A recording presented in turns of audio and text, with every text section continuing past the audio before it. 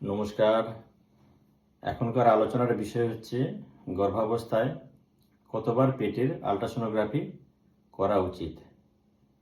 Ideally প্রতিবার ভিজিটেই করতে পারলে ভালো হয়, কিন্তু যেহেতু আমাদের দেশে মানুষের অর্থনৈতিক অবস্থা সেরকম ভালো নয়, তাই মিনিমাম 3টে আল্ট্রাসোনোগ্রাফি করা উচিত।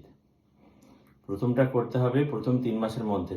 এটা খুবই গুরুত্বপূর্ণ, কারণ কি এই প্রথম 3 মাসের মধ্যে ছবিতে বাচ্চা হওয়ার ডেটটা পাওয়া যায়, কবে বাচ্চাটা আনুমানিক হবে ডেলিভারি।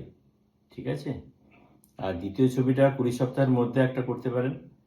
সেটা নর্মাল ছবিও হতে পারে, বা বাচ্চার কোনো দোষ ত্রুটি আছে কিনা সেটা দেখবার জন্যে স্পেশাল ছবি একটা করতে পারেন।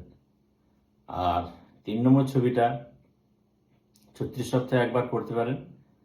ওই সময় দেখা হয় বাচ্চাটা ভালো আছে না খারাপ আছে, কোনো অসুবিধা আছে কিনা, বাচ্চাটা নর্মাল অ্যালাউ করা যাবে কিনা বা আর্জেন্ট তুলে নিতে হবে কিনা, সেগুলো ছবি দেখে জানা যায়। কাজেই 3টে ছবি মিনিমাম করতেই হবে, তার চেয়ে বেশি করলে কোনো অসুবিধা নেই, কিন্তু 3টে আল্ট্রাসোনোগ্রাফি আপনাকে করতেই হবে।